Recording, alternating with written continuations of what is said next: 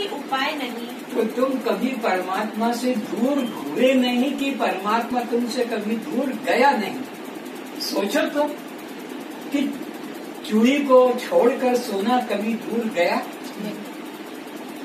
कपड़े को सूट छोड़कर कहीं गया? सूट को छोड़कर कहीं कपड़ा गया? सूट को छोड़कर कपड़ा कहीं जा नहीं सकता, कि मिट्टी को छोड़कर घड़ा कहीं जा नहीं सकता, कि तुम्हारी लकड़ी को छोड़कर कुर्सी टेबल कहीं जा नहीं सकती। तो ये जीव ब्रह्म को छोड़कर कहीं जा नहीं सकता। कैसे? जैसे ये पटरी को छोड़कर ट्रेन कहीं, पटरी कहीं नहीं जा सकती। कहाँ? ट्रेन को छोड़कर, पटरी को छोड़कर ट्रेन कहीं नहीं जाएगी। पटरी के ऊपर ही ट्रेन, जहाँ भी देखोगे पटरी पर ट्रेन रहेगी। खोजने जाएगी? खोजने जाने की जरूरत नहीं। क्यों? कि वो तो सदा उस पर है। तो जैसे पटरी के ऊपर ट्रेन स्थित है, इसी प्रकार ब्रह्म के साथ जीव स्थित है। तो जैसे पटरी और ये ट्रेन साथ साथ है, ऐसे ही ब्रह्म और जीव भी साथ साथ है।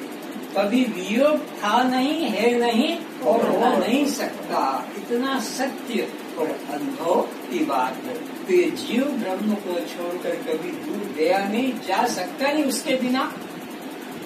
उसके बिना तो फिर राम नाम सत्य है। उस चैतन्य के बिना तो ये शरीर की अवस्था तो तुम देखते हो। बाप को विदा किया, माँ को विदा किया, घर के अंदर जो भी चेतन रही तो फिर वो मुर्दा है। तो तुम अब चैतन्य हो, साक्षात चैतन्य हो, तुम ब्रह्म रूप हो, ब्रह्म से अलग हुए नहीं, हो सकते नहीं। इसलिए उस ब्रह्म भाव में स्थित रहो। कोई कार्य अपने अपादान कारण से कभी पृथक नहीं होता है। ये नियम है। कार्य की उत्पत्ति जिस पदार्थ से होती है, कारण दो, एक उपादान कारण होता है, एक निमित्त कारण होता है और एक सहयोगी कारण होता है। कोई भी वस्तु बिना उपादान कारण के नहीं बनेगी। बिना मिट्टी के घड़ा, क्योंकि घड़ा कार्य है और वो मिट्टी क्या है? उसका उपादान कारण है। पर घड़ा अपने आप नहीं बन जाएगा। मिट्टी तो सब जगह पड़ी है, तो सब जगह तो घड़ा नहीं है। तो वो घड़े के लिए उपादान कारण तो मिट्टी हो गई और घड़ा बनने का कार्य हो गया। लेकिन उसके लिए दंड, चक्र, अग्नि और कुम्हार भी ना होगा और दंड भी, चक्र भी, आग भी है, पानी भी है, पिंड भी बना है, तो अपने आप तो हो। उसमें कुम्हार भी होना चाहिए। फिर साथ साथ कुम्हार के उसको बनाने की ज्ञान, अकल भी चाहिए। कुम्हार के बेटे इंजीनियर बन गए, डॉक्टर बन गए, और वो क्या मटका बना पाएंगे? तो बाप का धंधा, अपने खुद का धंधा छोड़ दिया। तो कितनी चीजें चाहिए?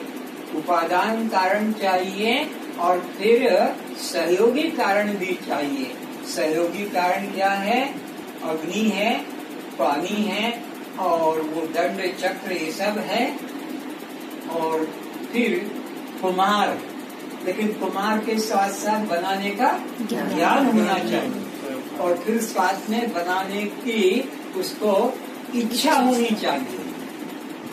फिर बनाने का संकल्प होना चाहिए। इतनी चीजें हैं तो भी घड़ा नहीं बनेगा। देखो, मिट्टी भी है, कुम्हार भी है, दंड चक्र भी है, आग भी है, पानी भी है, सब कुछ साधन है। कुम्हार के को बनाने का ज्ञान भी है, तो घड़ा बनेगा? नहीं बनेगा। बनाने की इच्छा होनी चाहिए। इच्छा भी है तो घड़ा बनेगा? तब भी नहीं बनेगा। उसके लिए संकल्प होना चाहिए। संकल्प है तो बनेगा नहीं। उसके लिए चेष्टा भी चाहिए। अगर चेष्टा नहीं करेगा तो ये सब बेकार है। तो उपादान कारण के बिना कोई कार्य की प्रतीति हो नहीं सकती। कोई भी चीज बनना हो, एक उपादान कारण होगा, तभी उससे किसी के सहयोग से कार्य बनेगा। सूत तो उपादान कारण है, चरखा तो उसका तो बनेगा, लेकिन फिर उसको जुलाहा होगा, वो उसको साड़ी की दरी की चादर को बनाएगा। तो उपादान कारण है, पर सहयोगी कारण भी चाहिए। बनाने का ज्ञान जिसको होगा वो सहयोगी कारण कहलाएगा, और जिससे वो चीज बनती है वो उपादान कारण कहलाता है। तो ब्रह्म को उपादान कारण समझ लो, परमात्मा को उपादान कारण। तो तुम अपने को कार्य मान लो, तो वो कारण और जीव उसका कार्य।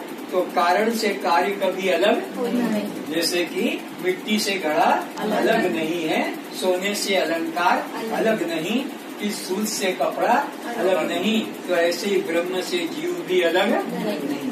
तो जहाँ जहाँ जगत तहाँ तहाँ जगदीश, जहाँ जहाँ कार्य तहाँ तहाँ कारण, जहाँ जहाँ लहर वहाँ वहाँ जल। जल उपादान कारण है, लहर तो उपहित है।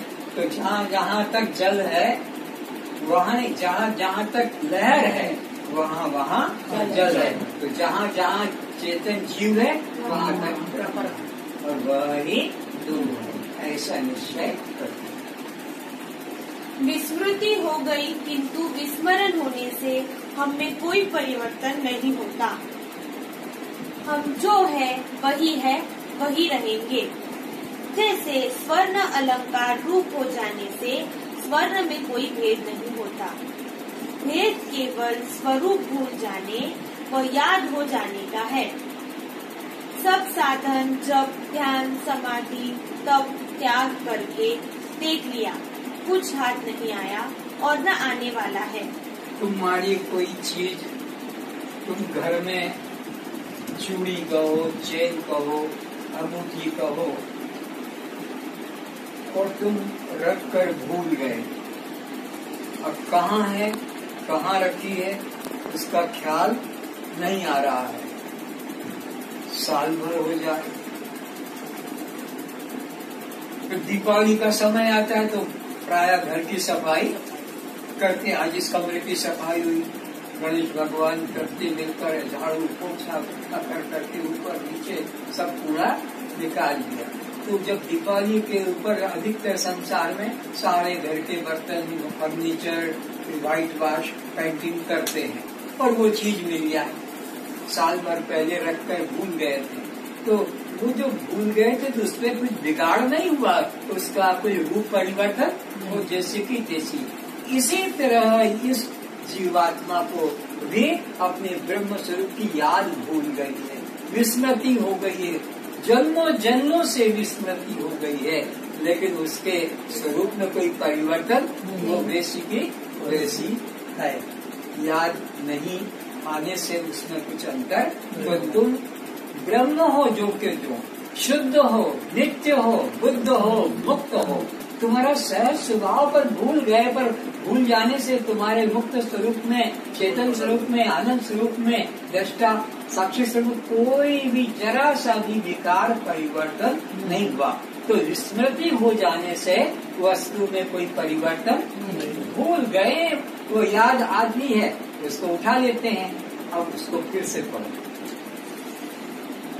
विस्मृति हो गई, किंतु विस्मरण होने से हमें कोई परिवर्तन नहीं होता। तो हम लोगों को भी अपने स्वरूप का क्या हो गया, विस्मरण। तो गुरु क्या करता है, बोलो भाई, ओम सहज दृष्टा साक्षी अमृत आत्मा हम। तो ये याद कराई, पर आत्मा में कुछ पहले कमी थी और अब बढ़ गया, ऐसा आत्मा जोड़ता क्यों, सहज वो तो दृष्टा साक्षी भाव में है। तुम याद करो तो, याद न करो तो वो तो सदा दृष्टा ही रहेगा, वो कभी करता कि वो कभी भोगता नहीं बनेगा, न वो जन्म में आएगा न उसकी मृत्यु होगी, और वो सहज ही है। उसके लिए कुछ कठिन तपस्या, योग यज्ञ, कुछ साधन करना नहीं। इसीलिए कहा ओम सहज। सहज शब्द बोलने का मतलब है वो साधन करने की वस्तु, साधन से वो सिद्ध नहीं तो वो नाशवान हो जाएगा। साधन से जो सिद्ध होगा, मिलेगा, बनेगा, वो नष्ट हो जाएगा। तो ओम स्वरूप अपना परमात्मा, आत्मा वो सहज, दृष्टा साक्षी और अमृत है, मृत्यु कभी छू नहीं सकती। तो अब ये भूल गए थे, अभी याद दिला दी, कागज पहुंचा के सबको। लेकिन क्या वो कागज पहुंचाने से तुम्हारे पास तब वो आत्मा सत्य हुआ, तब वो क्या नित्य हुआ, तब वो अमृत हुआ, तब वो दृष्टा हुआ? अरे वो तो दृष्टा ही था, वो तो साक्षी था, वो तो अमृत ही था, लेकिन तुमको याद नहीं थी। तो वेद शास्त्र गुरु क्या करते, याद करा देते। भगवान श्री कृष्ण ने अर्जुन को गीता सुनाकर क्या बनाया, कुछ उसने परिवर्तन लाए, वैसे ही हाथ पैर, वैसे ही रूप रंग, वैसे ही धन संपत्ति राज्य था।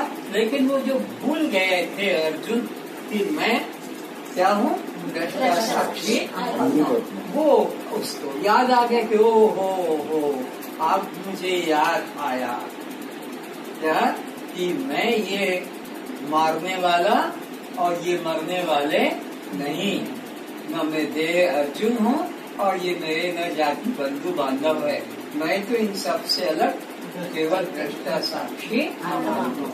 ये मुझे आपके उपदेश से बोध हुआ।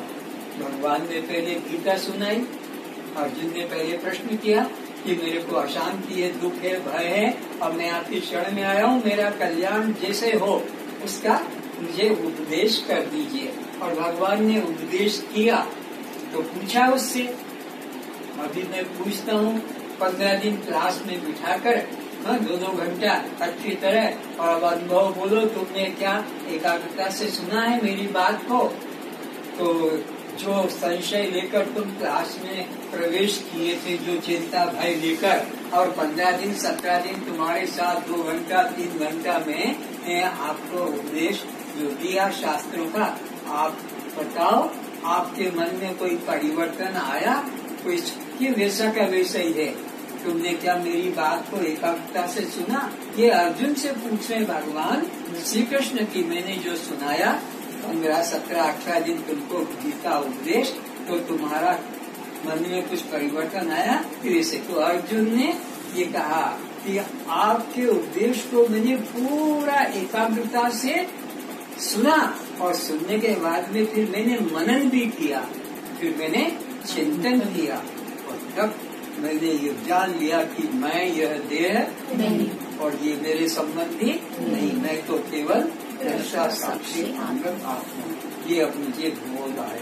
तो ये है श्रवण की युक्ति कि श्रवणम तो पूर्व गुरु मननम तदंतरम निधिध्यासनम पूर्ण बोधस्य कारणम। ऐसा शुक्राचार्य उपनिषद में बताया कि पहले गुरु के पास एकाग्रता से सुनो, मन को बाहर से ले आओ, और ऐसा ले आओ कि अब मेरा बाहर कोई भी नहीं। अब जितनी देर बैठो सत्संग में गुरु के पास, तो मन को बाहर से सब तरफ से खींचकर ले आओ, और ये निश्चय करो कि अब बाहर मेरा कोई नहीं, मैं किसी का नहीं, अब गुरु मेरे, मैं गुरु का। और वो जो भी बोले उन अमृत वचनों को पीते जाओ कि कोई इधर उधर निकल न पाए, कि मेरा मन इधर उधर न जाए। इसलिए कहा श्रम दम प्रतीक्षा श्रद्धा युक्त होकर वो बैठने का तरीका है, तब जाकर वो अंदर घुसेगा। यानी पूरे शरीर को कान बना लो, कान के अलावा मेरे पास ना आँख है, ना नाक है, ना हाथ है। तो कान जब होगा तो खाली सुनेगा, और नहीं तो इधर भी देखेगा उधर भी देखेगा, ये सब मन घूमेंगे।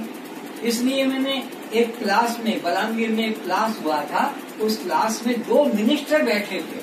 दोनों मिनिस्टरों को क्लास से मैंने उसी दिन खड़े हो जाओ निकलो। तो स्वामी जी मिनिस्टर होंगे, मिनिस्टर घर में इस क्लास में सब विद्यार्थी है, कोई बड़ा छोटा नहीं है। क्यों? वो स्त्रियों की तरफ देख रहे हैं। तुम आए हो ब्रह्म चर्चा सुनने, और मुख तुम्हारा स्टेज की तरफ से हटकर, वक्ता से हटकर उधर देख रहे हैं। और मैंने 1-2 लोगों को बता दिया कि देखो इसकी क्या अवस्था, और फिर उठो खत्म। तो मन एकाग्र होना चाहिए, शम दम श्रद्धा समाधान युक्त, तब वो अंदर जुड़ता। जब अर्जुन की परीक्षा हुई, पांडवों की परीक्षा हुई गुरु के द्वारा, द्रोणाचार्य की बताओ तुम्हें क्या दिख रहा है? तो एक झाड़ बता रहा है, एक डाल बता रहा है, एक पत्ते बता रहा है। अर्जुन का नंबर आया तो कहा एक चिड़िया बता रही थी, अर्जुन कहता है मेरे को केवल आंख दिख रही है, न चिड़िया दिख रही है, न पत्ते, न डाल, न झाड़, तो लक्ष्य पर दृष्टि है, क्योंकि आंख का वेदन करना था।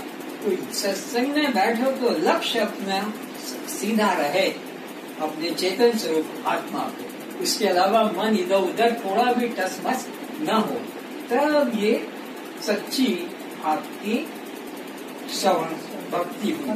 नहीं तो ये खाली शरीर से बैठ जाओ और मन कहाँ कहाँ भाग रहा है, किधर किधर सोच रहा है कि कब बंद होगा।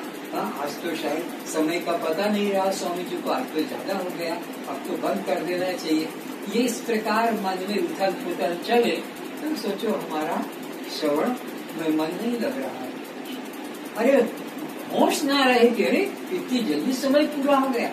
कई लोग क्लास में ऐसे तन्मय होकर सुनते कि 2 घंटे 3 घंटे हो गए, पता नहीं लगा।